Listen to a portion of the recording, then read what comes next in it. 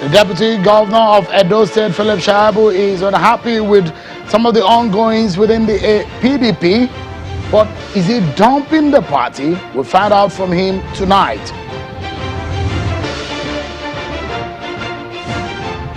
And it's a week since the Minister of the Niger Delta Affairs submitted the forensic audit report on the NDDC.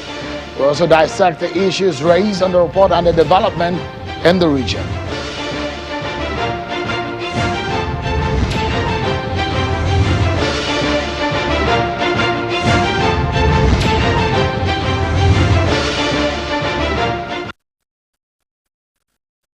Hello everyone, welcome to Politics Today live on Channels Television. I'm Sean Kimbaloye in Lagos.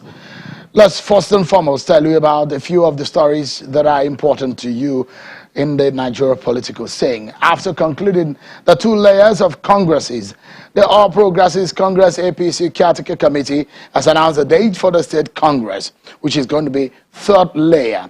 The party, in a notice issued earlier today, Senator John Akpan Uduadeye, the National Secretary of the APC Caretaker Committee, said the sale of nomination forms will begin Wednesday, the 15th September 2021, as the party has scheduled the state congresses for Saturday, the 2nd of October 2021, which the beginning of sale of forms sets the ball rolling.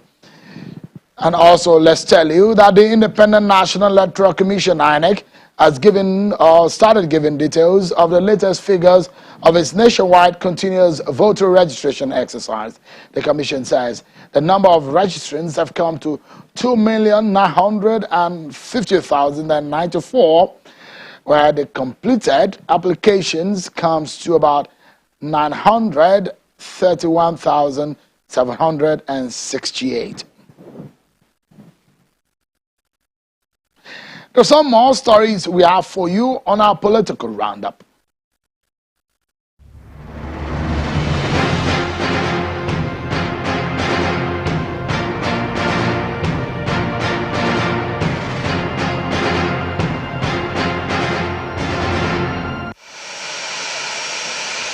The presidency has said that President Muhammadu Buhari has been quoted out of context over his remark during the recent working visit to Imo State. According to a statement issued by the Special Advisor to the President on Media and Publicity, Mr. Femi Adesina, it has been observed that the President's remarks to the Governor of Imo State, which says, "I cannot thank you enough, but I'll be careful with your future invitation," was deliberately contorted and twisted out of context. The Presidency believes that the statement made at a meeting with Southeast governors during the one-day visit has been misconstrued and given different meanings, compelling it to write a rebuttal. According to the statement, the President was elated at the surprises he received during his historic visit to Imo State and quipped about it. An order that is given by people who didn't see or who have not seen. Governor Hope Uzodinma of Imo State has urged residents of the state to continue to ignore the weekly and illegal sit-at-home order given by the proscribed indigenous people of Biafra IPOB. Speaking in Owerri, the Imo State capital, the governor says residents should go about their lawful businesses every Monday without fear of intimidation and harassment by any group, while noting that some persons have been identified as sponsors of banditry in the state. He commends residents for ignoring the illegal sit-at-home order, as most markets and businesses, as well as vehicular movement around the city, is optimal. Ignore whatever sit-at-home order anybody is issuing to you. Come out to do your businesses. Settle down. The chairman, Senate Committee on Agriculture, Abdullahi Adamu, has condemned the anti-open grazing laws of southern states. Senator Adamu says the laws infringe on the rights of free movement of herders, as provided for in the Constitution. He says government has failed to show support to herders, as it has shown to other businesses. Government owes these herdsmen a duty to protect their calling. It's unfortunate they did not believe in us. The Minister of State for Mines and Steel Development, Mr. Uche Oga, has revealed that within the next few weeks, the ministry would launch a made-in-Nigeria barite.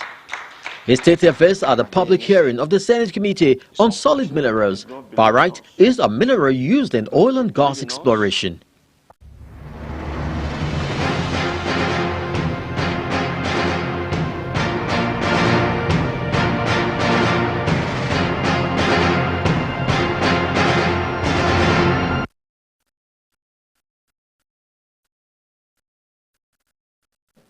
All right, there you have it, your political roundup stories.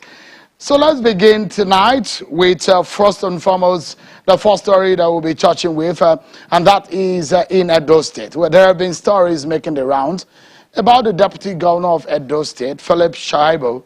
There are stories that he may dump the People's Democratic Party, PDP. How true is that? Well, where he's going to be next, and the political party is undisclosed. It was gathered that there have been a series of meetings who have taken place outside the country during the deputy governor's vacation before he returned to Nigeria last week. But of course, some of the stories are that the deputy governor may not be happy.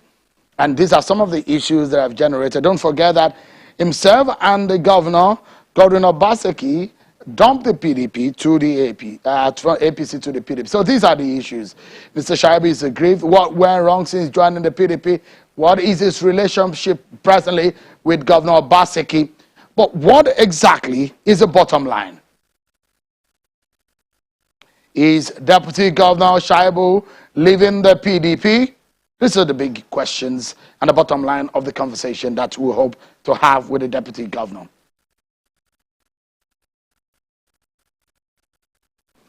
He will be joining us in a short while. We connected with him earlier on, but guess some network issues have cut the connection off, but we will be getting to him in a short while.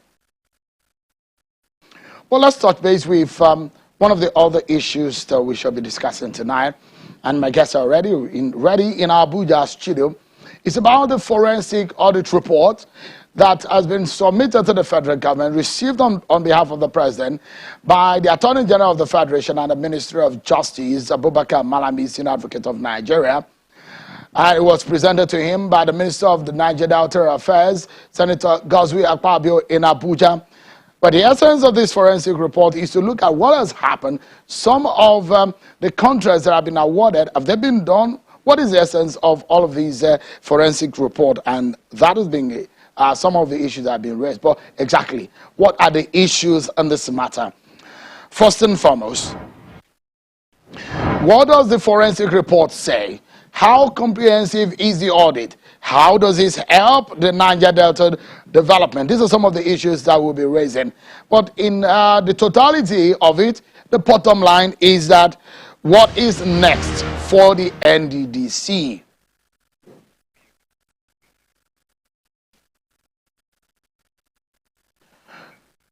Let's speak with my guests who are in our Abuja studio.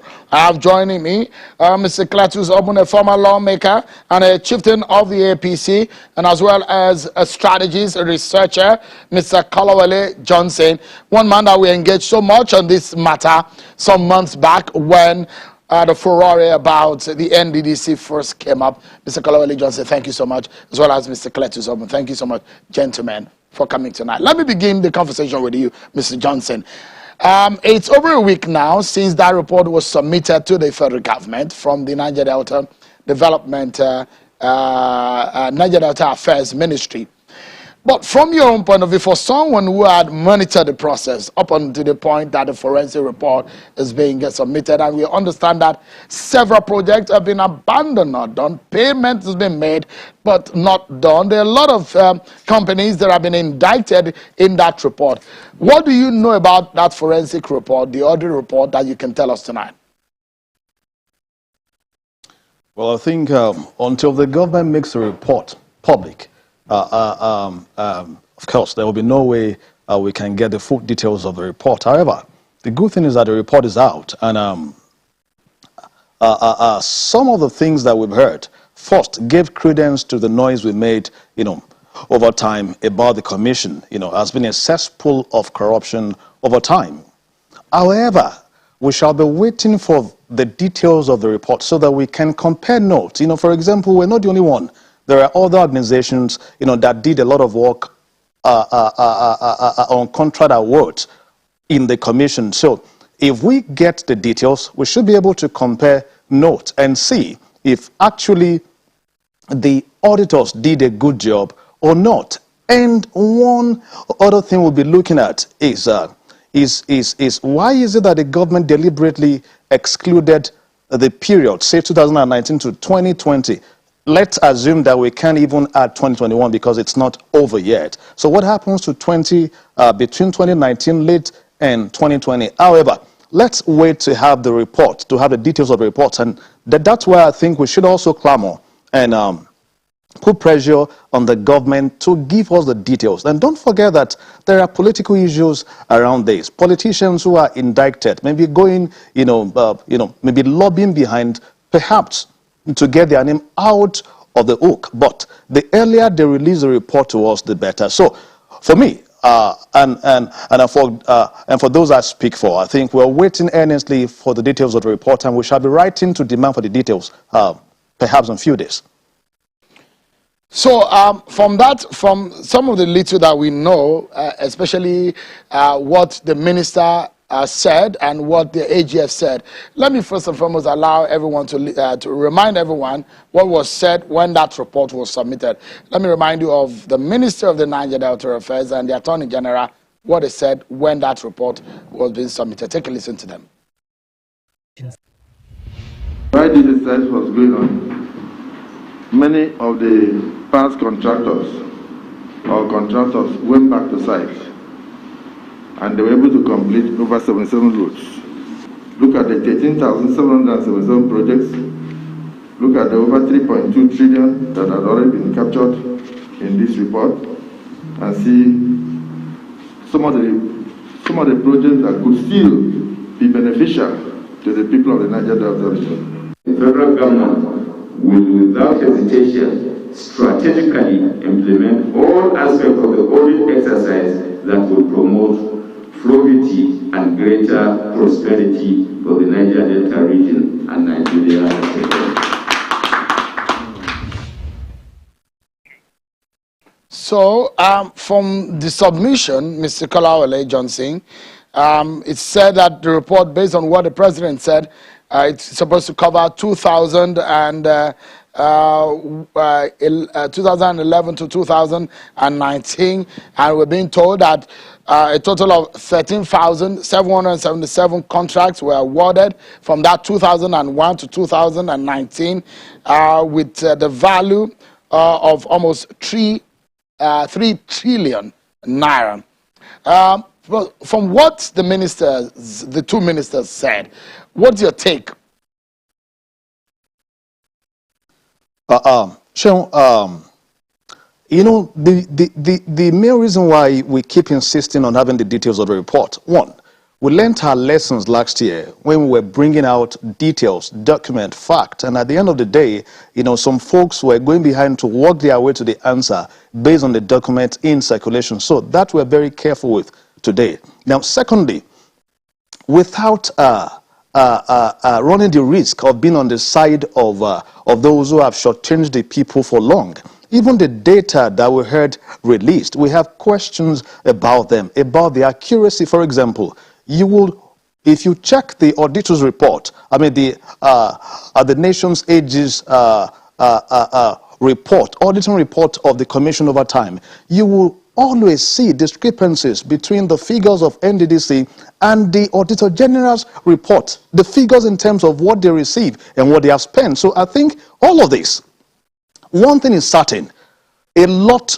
of atrocities would have been discovered. So that's no doubt, if actually they did their job. Secondly, I'm not one who want to be so pessimistic that I won't be optimistic enough that the government would act. I want to be optimistic that the government would not have gone all this way.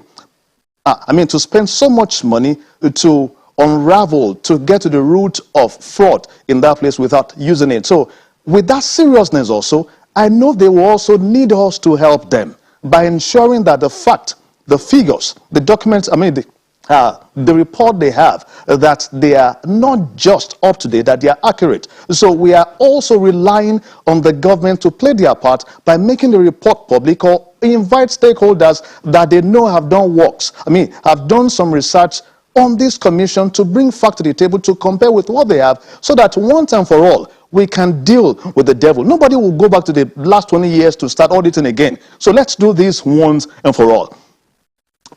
whether the minister mentioned 13,000 projects or they mentioned 6 trillion or 3 trillion, let's leave that aside and demand for the details so that we can do a thorough job once and for all. Sean, that's my take for now. I don't want to run the risk of pushing out documents again and some folks will walk, to the answer. Let me give you an example. Again, that earlier this year, there was something we did, and of course, we saw the commission again reversing and working to answers. But right now, we have learned our lesson. So let's keep gathering our documents, keeping them until the right time when we sit on the table to compare notes. Look at the report so we can take a proper all right. steps.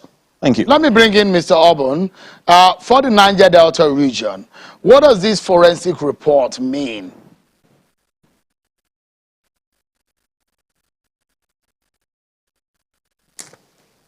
Mr. Obun, can you hear me? All right, seems to be having issues hearing me. Can you hear me? If you can hear me, the question is, what does the forensic audit report mean for the Niger Delta region? Well, let me make the point. If I get to that first part of it is all encompassing.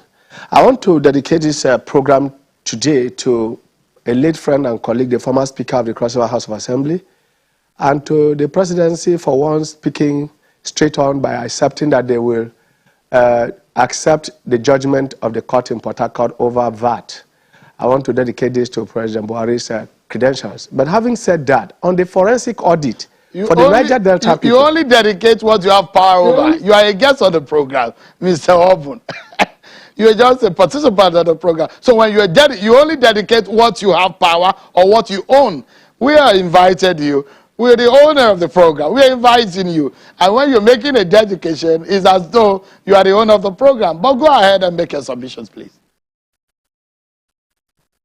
In any case, I'm just only saying that we are getting better and better, and our democracy is getting more and more fermented and getting better. The older it is, the better for Nigeria and Nigerians.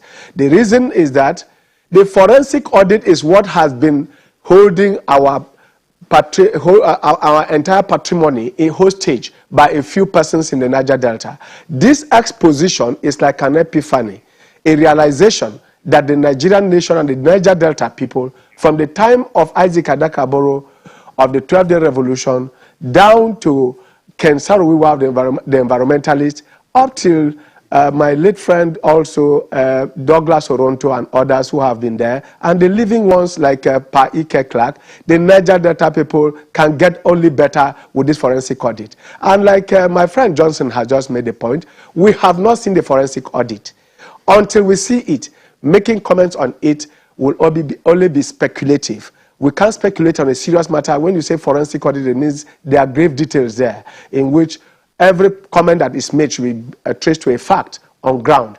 But for whatever it is meant, for whatever it is worth, I can assure you that the release of the forensic audit is a vindication that the Niger Delta people have been shortchanged over time, bleeding with fraud, corruption, and all forms of things, denial, not by foreigners and by non-indigenous, but by indigenous Niger Delta people. This is the tragedy of this entire saga of NDDC, coming from Umpadek. Indeed, if you remember, it was in the interest of the Niger Delta people that the ministry was created just to also buttress the issue of Umpadek and NDDC. An entire ministry was dedicated to it. Never in our history do we have it so good. But somehow, some people, mindlessly, spinelessly, cold-bloodedly, have murdered the entire comfort of Niger Delta people. Today, as we talk, if you look at that forensic data, I'm very sure that it will be bleeding with more with uncompleted projects, half-completed projects, projects completed without specification, duplication of projects between local government, state and the federal government, and interagency duplications, all with the intent of some people amassing wealth meant for the Niger Delta people. This is the crux of the matter. Whoever is interested in the Niger Delta people and their welfare must be interested in the details of this audit, and to the extent that we must interrogate it to the letter. It is not about Buhari's administration. It is not about Akpabio. It's not about the NDDC having a board or no board. It is about finding solutions of how to utilize money meant for the development of the Niger Delta people and their welfare. If the sums being paddled are anything to go by, the Niger Delta should be a Dubai, should be an El Dorado on earth. We have no reason to drive through the roads I drove to 48 hours ago. I was trapped between Port Harcourt and Aba from 3 p.m. to 9 p.m. I could neither come down from the vehicle nor even drive through it because the entire road was blocked by trucks carrying tankers, carrying fuel, carrying luggage, carrying goods, carrying food items, trapped on the road for those 5 hours. We had to trek out of the place in mud. I am saying what happened 48 hours ago on Saturday. Between Port Harcourt and Aba, a distance of less than 30 minutes. We took 3 p.m. to 9 p.m. I got home here by 11 p.m. on that dangerous road. So if the Niger Delta people, and this is on the super expressway leading from Enugu from the southeast to the south-south, if people can be so heartless to impugn on our own integrity by first of all grabbing monies meant for pregnant women, children, school-going age, and out of school on account of personal interest in order to amass wealth. I don't know what that wealth will be and what it will be for. The man I was just talking about here held a meeting on Sunday, fixed another meeting for Wednesday, and died on Monday morning. So those who are clamoring to get wealth forever, who think that they must kill others for them to survive, by holding the common patrimony of an entire nation, an entire community to themselves, are placing a curse not only to themselves, but to generations of their families unborn. Because those who are dying, the blood is on their head. And I must tell you that the Niger Delta, through this forensic audit, is going to open up an entire can of worms. And many people, for several regimes to come, we will stay here and continue to question this forensic audit. They should bring it out and let us read it, study it, and then react to it properly and adequately. That is what we demand. And right. I am one of those who is going to sit here and ensure that the forensic audit is not just another exercise in futility, not another white elephant, not another wild goose chase by government in which this report will end up gathering dust in any chamber or in any office. Beyond Buhari, this report must come out. All right. Let me come out to Mr. Johnson. Already, the presidency has ordered a criminal investigation into about 6 trillion naira worth of monies given to the NDDC since 2001, with some of the details showing that over 13,000 projects have been compromised. This investigation includes recovery of funds and prosecution of persons. How do you think that will pan out? First, let me just let me start by adding or reacting to what he said. He made mention of the fact that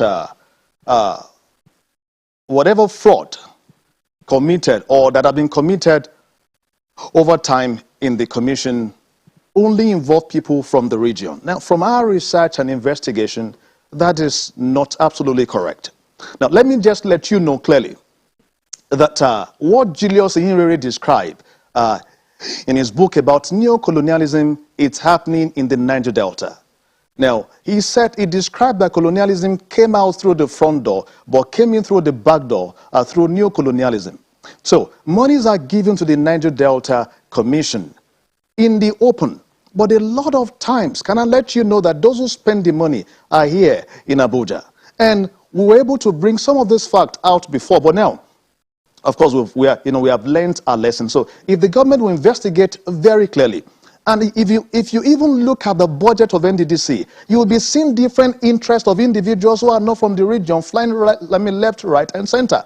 Now, the few contractors who get paid in the commission regularly over time, go and check those they are working for. Now, number two, okay, let me just react straight to what you said. Now, those number of projects mentioned by our fact and figures, I think they may not be absolutely correct.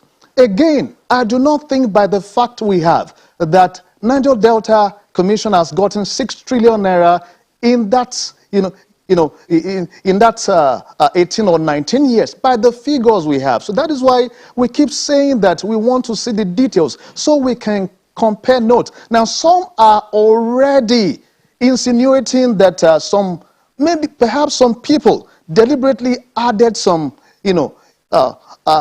project so that in the times to come, the commission will keep paying for project that was never awarded. Don't forget that some accusations came out last year that some contracts were backdated and some people were having certificate of completions of job that was never done at all, backdated. So we may be enslaving ourselves if we do not query, question, interrogate that report further to ensure that we have the absolute truth.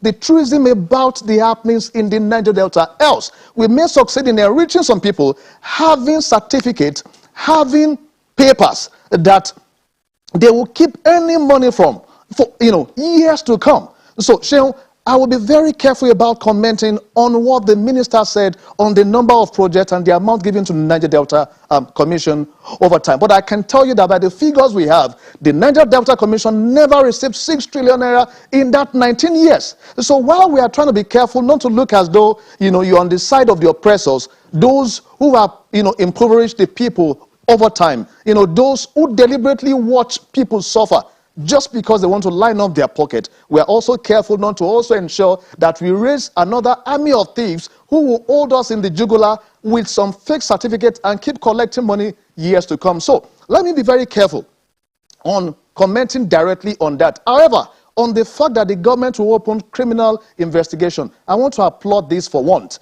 and pray that the government will have the nerve to do this. Now, why am I saying that I pray that the government will have the nerve to do this? Let me trace you back to last year. Now, in the month of April, we came out with documents showing that against the stand of the Commission and the interim committee, that they have actually awarded COVID-19 contract fraudulently. And we pointed out a lot of fraud there, that monies were even paid to these contractors. After bringing this out, what the president did next was to extend their tenure. Now, not relenting, we still came out with additional document. Fact, went to the National Assembly, that battle nearly cost me my life. Now, I will leave that details. Now, after doing all of that, the president said, now, we did all of that because we believed in the president.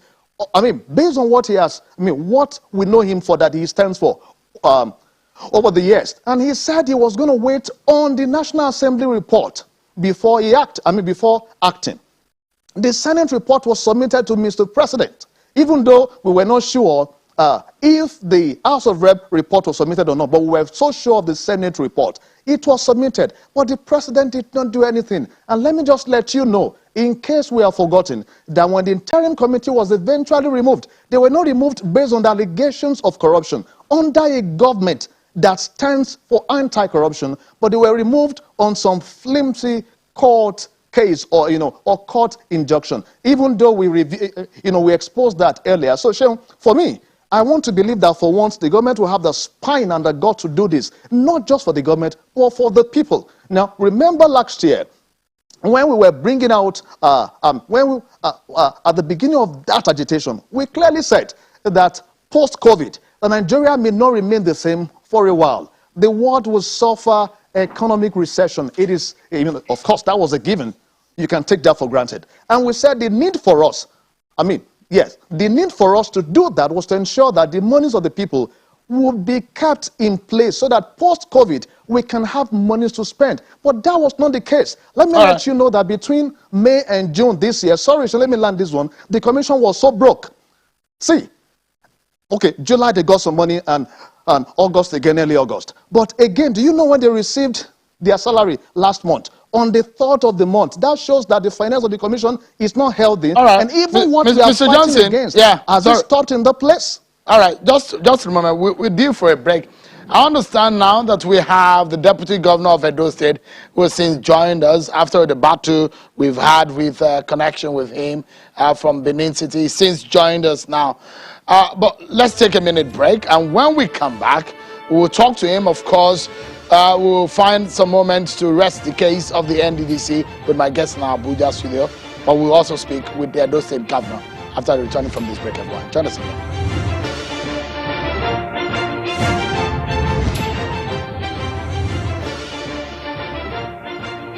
Thank you so much, everyone, for staying with us. Let's pause for a moment on the issue of the NDDC and speak with the Deputy Governor of Edo State. We're hearing the possibility of the Deputy Governor, Mr. Philip SHAIBU, of leaving the PDP in Edo State. What has happened? And what are the issues on this conversation tonight? Earlier, as I said, Mr. SHAIBU is aggrieved.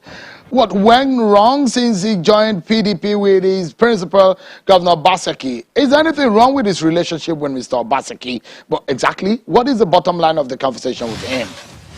It's the fact that his Deputy Governor SHAIBU leaving the PDP. Let's find out from him. He's joined us now from Benin City, the Edo State capital. Thank you, Your Excellency, for joining us tonight. Appreciate your timing. Give us a sense of what is happening. We understand that you are not happy. What went wrong with your party, the PDP? Good evening, Shehu. Good evening, Nigerians. Shehu, I am happy with my governor. I don't have any problem with my governor.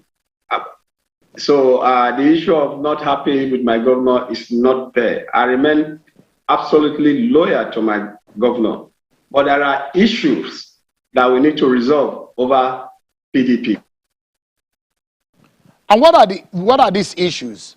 Is it PDP in Edo State or PDP at the national level? We seem to be having some technical issues again with that connection with the Deputy Governor of Edo State. That's been the case. That's the reason why we couldn't bring him earlier on. But since we are able to rejoin him again, and as we're hoping to get the conversation started. If you can hear me, Deputy Governor, the question is, what exactly is the problem? Is it with the PDP at the national level or PDP at the Edo State level? All right, we will get back to him in a moment. When we are able to reconnect with him, we will get back to him. But let's go back to our Abuja studio and continue with the conversation on the NDDC. Let me allow Mr. Cletus Obun to come back into the conversation. Mr. Obun, give us a sense of what to make of what Mr. Johnson just said before we went on that break. Those tests are supposed to be prosecuted. The possibility of recovery of funds, those who will return monies if they've not completed the projects. And those are some of the possibilities since the president had ordered prosecution of persons and companies who took money but never prosecuted the projects.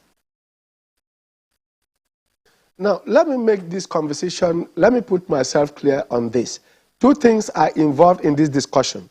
The forensic audit is intended to correct what has gone wrong with NDDC and going forward, how to avoid the banana peel that has kept NDDC stunted and without making motion without movement. That is precisely what this forensic audit is intended to do, not just to punish people, because if you end up punishing everybody and not going forward to stop it and then bring NDDC to perform its core mandate as enshrined in the act that established it, then we have achieved nothing with the forensic audit. To that extent, I will tell you that what we are engaged in now, after forensic audit, I want the question, what next? We might get to that later on, but I will want to overshoot myself by saying that the correction and the criminal investigation and the criminal trial of those who are going to be found culpable or wanting or being indicted, because an indictment does not in any way amount to a criminal conviction. Therefore, if there is suspicion that somebody must have done something with the 13,777 jobs that were not completed or poorly executed, then clearly that is only a deterrent for what should not happen in future. If that is accepted, can we also, as Niger Deltans, I hear him say that it is not just about Niger Delta recolonization, new colonization, and all forms of backhanded jobs by people from the outside. Nobody, repeat, nobody from any part of Nigeria can infiltrate and do anything in the Niger Delta without the due permission of officers presiding and superintending on the NDDC. To that extent, I will insist that everything has its causative agency in the Niger Delta, and everybody in the Niger Delta must take full responsibility for the irresponsible action of allowing outsiders to infiltrate. We have the North East Development Commission. If you are not getting contacts, then why do you allow other people to get contacts in their own place? So I do not think that we should blame those who are benefiting from either our stupidity or our docility, our sheer sterility, intellectual sterility. We must have to come out and admit that. Having said so, can we also, as Niger Deltans, Here, I will call on our father, E.K. Clark. I will call on people like Senator Ndomegba. I will call on Godswill Akpabio, the NDDC, to please ask the federal government, and already with Kola Weleme, when we leave the studio, we are going to go to court to ask the Minister of Finance how he worked the mathematical magic of giving 5 billion to NDDC for 9 months, when the Act under Section 14 tells us that 15% of the total sum going to the 9 Niger Delta states should be accruable to the accounts of NDDC.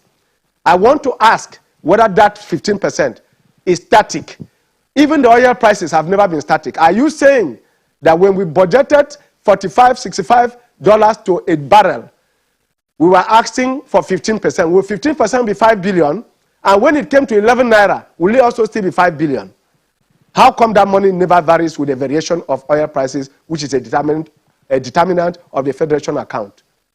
Secondly, ecological fund, 50% of ecological fund of this federation ought to be going accruable to the Niger Delta state.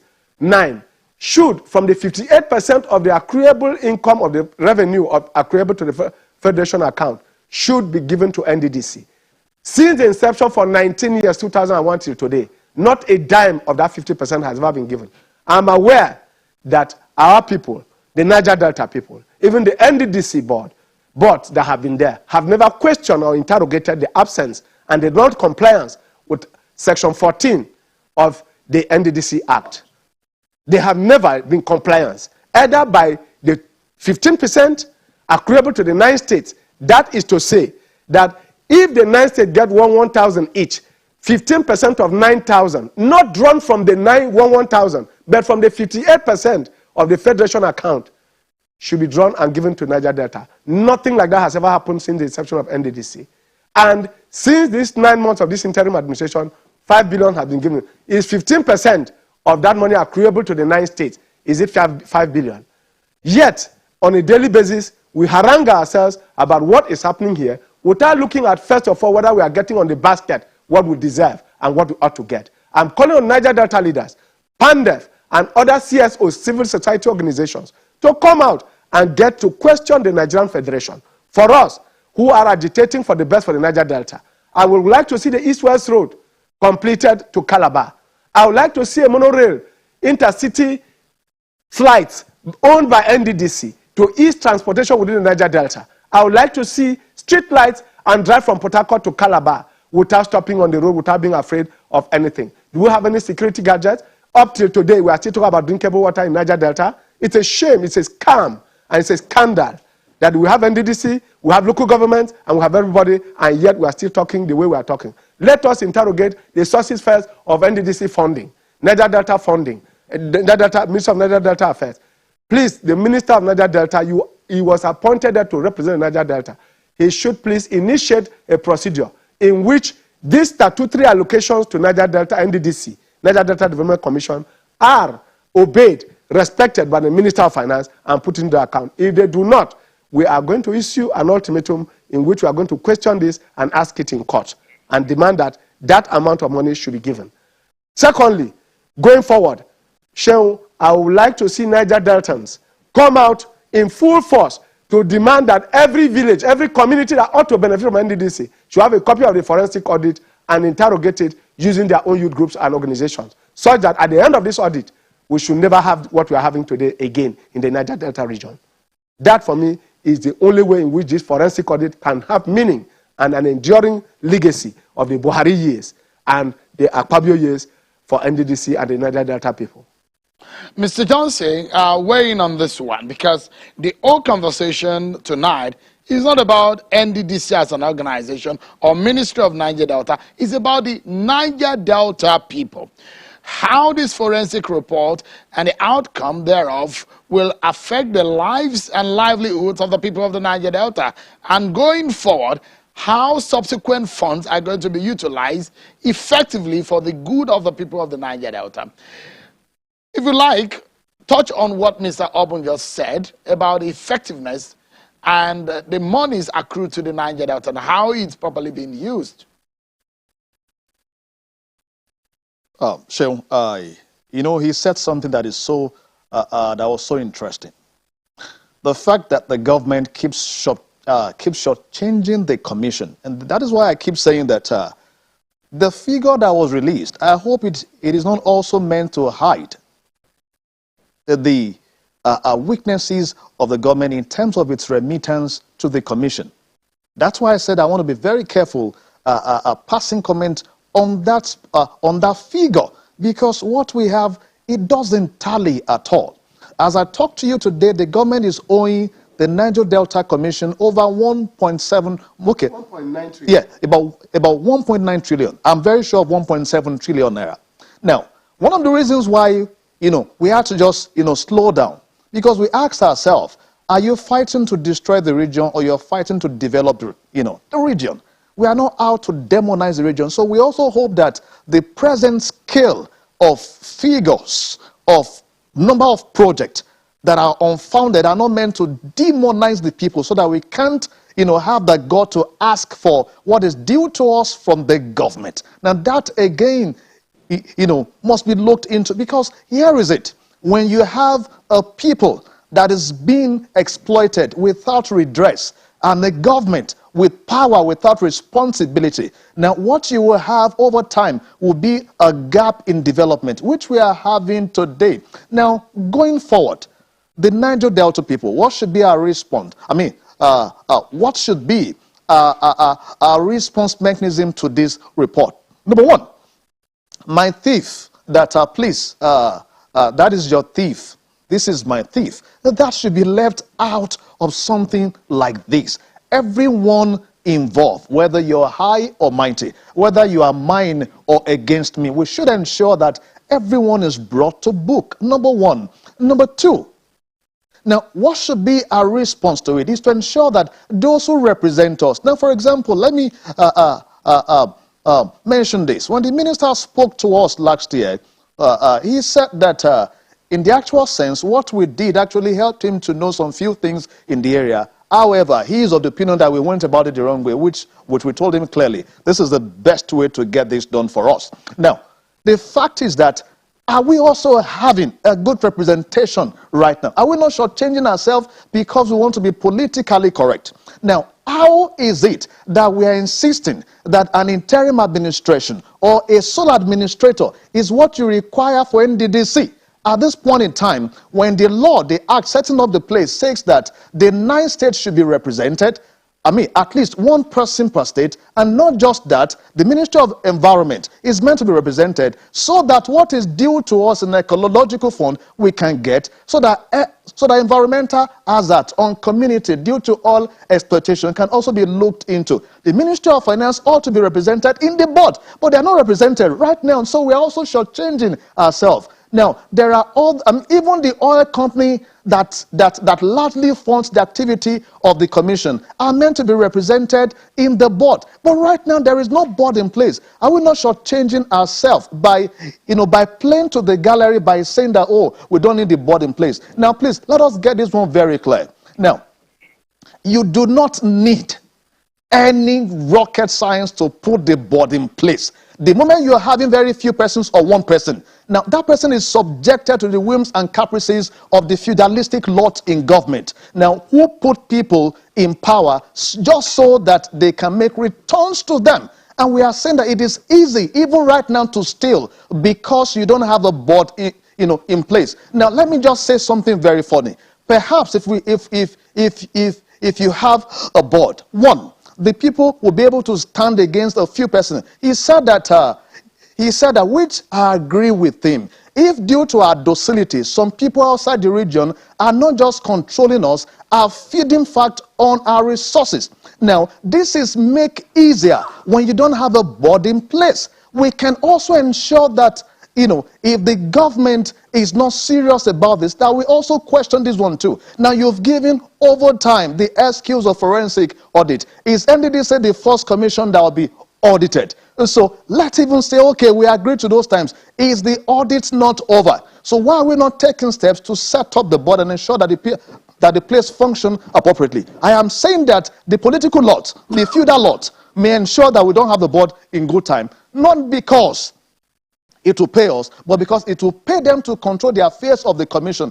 Unfortunately, to be politically correct, some political appointees may not have a choice. I am in the knowing, so I can tell you facts and figures that they hold some people in the jugular, to ensure that they keep feeding from that place. If the government is serious about developing the commission, it starts by obeying the law, the act that set up the place. And the one thing that is very important that we must also make, know about the commission, he said that leaders of the Niger Delta should rise up for once to ensure that each year, when the National Assembly passes budget, do we get to see what they pass for us? Now, do we interrogate the budget? Now, do we even ensure that we supervise the implementation? I think the days, by now should have, it should be by now a thing of the past when you don't even know what is budgeted, not even supervising them. So the leaders should rise up for once to ensure that the development of the place is paramount. Is made paramount to all of us, not just some peanuts in our pocket. That won't take us anywhere. Mr. Obon, he mentioned the constitution of the board of the NDDC. I know a lot of people have been agitated about that, but it's been made clear by the minister and the federal government that that will only happen after the forensic audit. Now that the forensic audit has been submitted, the report of the forensic audit has been submitted, do you have an idea of the possibility of the board being properly constituted?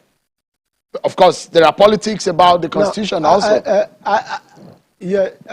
Like he said, we are all very active in the activities of this body because it was meant to ameliorate the developmental gaps in the Niger Delta and the deficits, which regular government and agencies have not been able to fill. So I will tell you that the clamor for a statutory board, genuine as it is, will put us back to where we come from. Now the audit is out. Like I said, it will become a template upon which any board must not go below. To do that, you need that forensic audit to be questioned by us. We need to see it. We cannot have a board come back and said, we didn't know that, we thought that, since we didn't get the audit, we cannot act retroactively. This forensic audit must come out with a template upon which any board coming again should have no excuse for the Niger Delta people for falling back into this same trap, 19-year-old trap. To fall back into that trap is eternal idiocy. And I don't think that anybody in Niger Delta, with people like John Pepper Clark, some of the biggest intellectuals you ever know in this country came from there. We cannot be products of the very high class and turn around to behave like the low class, like third class maroons. I am insisting, and it is my opinion, and I think that it is founded on the truth, eternal truth, that if this forensic audit should form a basis upon which any board coming, and to bring any board now will make them wait for this same report, and we keep using it as another excuse to say we cannot act because we are told by the president that. We don't want to have that excuse. If it will take them 1 month, 2 months, let us rather demand that everything about this audit should end in 90 days, should end in 60 days, should end in 30 days. We must put that pressure.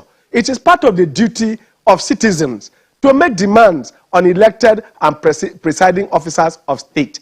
We have been long abdicated that responsibility. And when a few of us get involved in it, somebody even told me that one day as president or as governor of my state, I will carry placards against myself. It is not true. If what you have been clamoring for has not been done, my people will say that once the injury is not over, when the saw is not out, flies will not stop following that leg. So as long as what we are agitating for has not been corrected, we will continue to talk till the last day God takes the breath from us. So the forensic audit must not just be brought and delivered to us. We must make recommendations that comes out as what they call either white paper or whatever it is. Let us have that and have it pasted in every community and say to you that this is what we took so many years and so much money to do as a forensic audit. We cannot go below this anymore. No more duplication of project, no more collection of money without execution, and anybody who does, again, sanctions. This criminal investigation should be, the amendment of that will come with this forensic audit.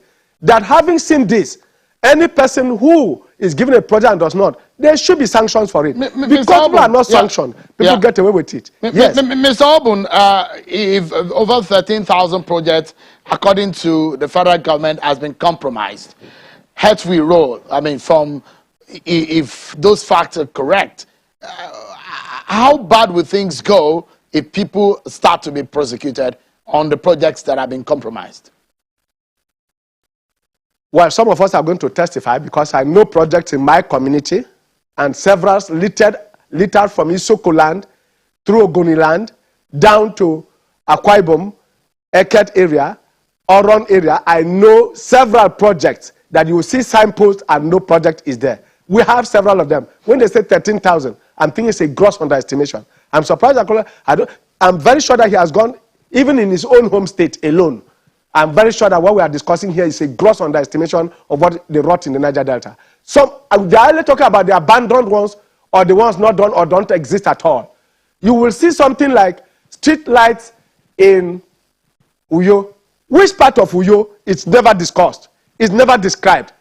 There is no geographical location for that project. So you just walk into your compound, your family compound, and plant 4 poles there. It becomes an electrification of Uyo. And then people are paid for it. We have such projects. I am saying that such people, when they are discovered by this forensic audit, should be serving life jail term. Those who do not do roads, people who died on those roads, that is death penalty. We should be rotting in jail for the rest of your remaining life. To also react to what the question I asked you now. Yeah, Mr. Johnson, so is it true what is said as to the extent of the fraud or the compromise that we saw and what the federal government is saying? If over 13,000 projects have been compromised. Compromise means whether they are not done, monies are being collected, they are unfinished, they are abandoned, and the federal government said, in fact, recovery of funds will be involved in the prosecution. And when we're talking about heads rolling, how bad will it be? Shem, I think, was it Thomas Bandura or B.F. Skinner that talked about operant conditioning learning? See, whatever someone, if you do something, the reaction you get from it will determine if you do it again or not. If we do not make examples of people that will serve as deterrent, not just for contractors in the Niger Delta, but across the country, I don't think we will be able to stop these from happening. Except people start seeing, start seeing state actions, serious actions against those who defraud the people. I do not think we will have any chance surviving any test of history in terms of how we are able to see. Today, we go outside this country borrowing, and we do not understand the fact that when they say we don't have a business borrowing, that is a fact. It is the fact because if we have saved what we have, we may not even need to start borrowing, to kickstart development. Perhaps we'll be borrowing to have an expedite growth. But today we are borrowing not for any expedite growth, to kickstart development in different places. So if the government is serious about that statement that earth will roll, for me, I don't even believe that fingers will roll based on antecedent. But I want to be optimistic that for once, the government will stand its foot, and do something with this. How bad will it get? It will get very bad. It will get very messy because people not see. You will have people in different institutions being indicted, being involved in this. There are some people that you may not be able to catch, by the hand. I remember last year I was asked at the National Assembly that do I have a proof,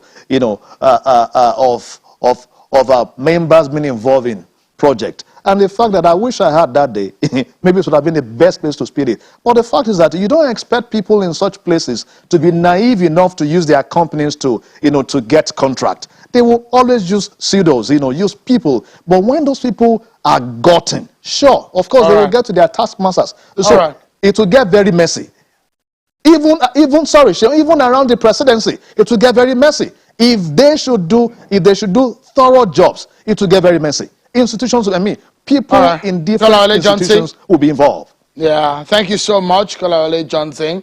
and Mr. Cletus Obun. Gentlemen, I must sincerely thank you for your time tonight. I appreciate it. And we look forward to that, the publishing of the forensic report, or the forensic audit report. Thank you so much, gentlemen.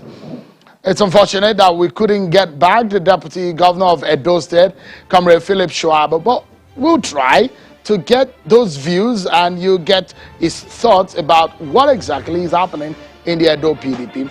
But that's our show for today, everyone. Many thanks for watching. I'm Sean Kimale. Bye-bye.